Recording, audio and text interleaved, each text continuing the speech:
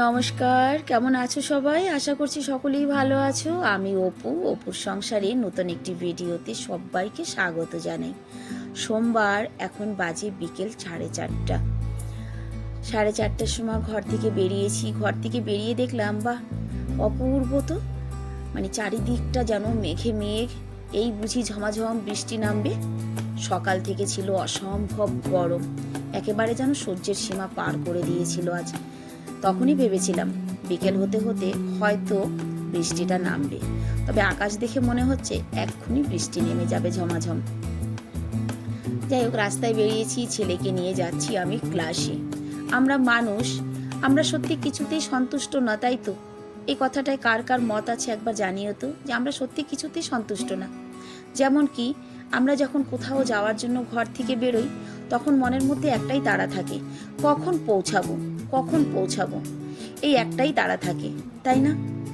আবার দেখবে, সেই জায়গা থেকে যখন তুমি ফেরার কথা ভাববে, তখন ওই আর একটা তড়াস, পৌঁছে তো গেছি, আবার যাওয়ার সময় একটু তাড়াতাড়ি ঘরে যেতে পারলেই হলো, একটু তাড়াতাড়ি পৌঁছাতে পারলেই হলো। যেমন কি, ট্রেনে উঠলে তুমি কোনো স্টেশনে বসে হয়তো অপেক্ষা করছো তোমার ট্রেন আসার, ট্রেনটা আসতে হয়তো আধা ঘন্টা 1 ঘন্টা দেরি, তখন দেখবে একদম অধৈর্য লাগে, ট্রেন আসছে না কেন, ট্রেন আসছে না কেন। অথচ ট্রেন এলে যখনই তুমি ট্রেনে উঠে বসে পড়েছো, তখনই কিন্তু তোমার মধ্যে শুরু হয়েছে আর একটা অধৈর্য, সেটা এই ট্রেনটা কখন আমার গন্তব্যস্থানে পৌঁছাবে, কত তাড়াতাড়ি পৌঁছাবে। সত্যি কি এটা হয় না বলো তো? আমার তো মনে হয় এটা সবার মধ্যেই হয়, আমার তো হয়। ট্রেন আসার আগে একটা চঞ্চলতা, ট্রেনে ওঠার পরে আর একটা, কখন পৌঁছাবো। আমরা মানুষ তো কিছুতেই আমাদের সন্তুষ্ট নেই, এটা একদম বাস্তবিক কথা। আর একটা জিনিস কি জানো তো, আমি যখন কোথাও হেঁটে যাই, তখন কিন্তু আমি পা গুনতে গুনতে যাই, পা হেঁটে যাচ্ছি আমি সেই দিকটায় ধ্যান রাখি। আমি এটা ভাবি না যে কতটা পথ হেঁটে যেতে হবে, আমার কতটা দূরে যাব। ওই কথাটা যদি ভাবা হয় না, তখন কষ্ট কষ্ট লাগে। আমি কোথাও যখন যাওয়ার সময় হয়, আমি পা গুনতে গুনতে যাই। আর যদি বলো এই কথাটা আমাকে একটা দিদিভাই বলেছিল, জানো তো অপর্ণা, আমি তোমার ঘরে আসি অনেকটা, আমার মনে হয় যে তোমার ঘরটা অনেকটা দূর, এটা মনে করলে আর আসতে ইচ্ছে হয় না। কিন্তু আমি যখন তোমার ঘরের জন্য বেরোই, তখন পা গুনতে গুনতে যাই যে আমি পা হাঁটছি, কয় পা তোমার ঘরে পৌঁছাবো। বা তখন কাঁধে যদি একটা বোঝও থাকে, সেই বোঝটার দিকেও ধ্যান থাকে না, শুধু আমি পা গুনতে থাকি যে কত পা হেঁটেছি। সত্যি এটা খুব দারুণ একটা টেকনিক না বলো? আমিও কিন্তু তাই করি। আমি সকালবেলা জগিং করতে যাই, আমি কিন্তু একটা একটা করে কাউন্ট করতে থাকি আমি কত পা হেঁটেছি। আজ 2000, আজ 3000, এইভাবে কিন্তু আমি কাউন্ট করি আর হাঁটি।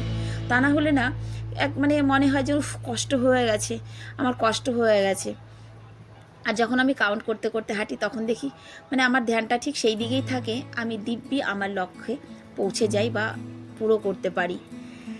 যাই হোক, আজকে পুরোটা রাস্তার ভিডিও তোমাদেরকে দেখালাম। দিল্লি শহরটা তোমাদেরকে কেমন লাগলো অবশ্যই জানাবে।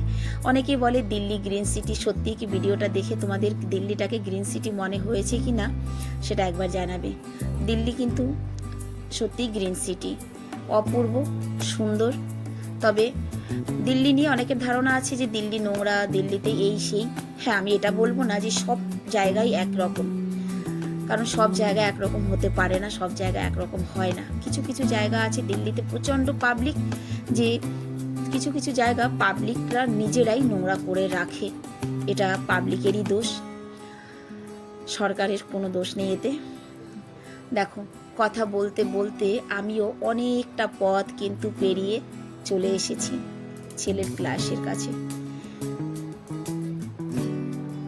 আজকের ভিডিওটাও এই পথেই শুরু করলাম, পথেই শেষ করলাম।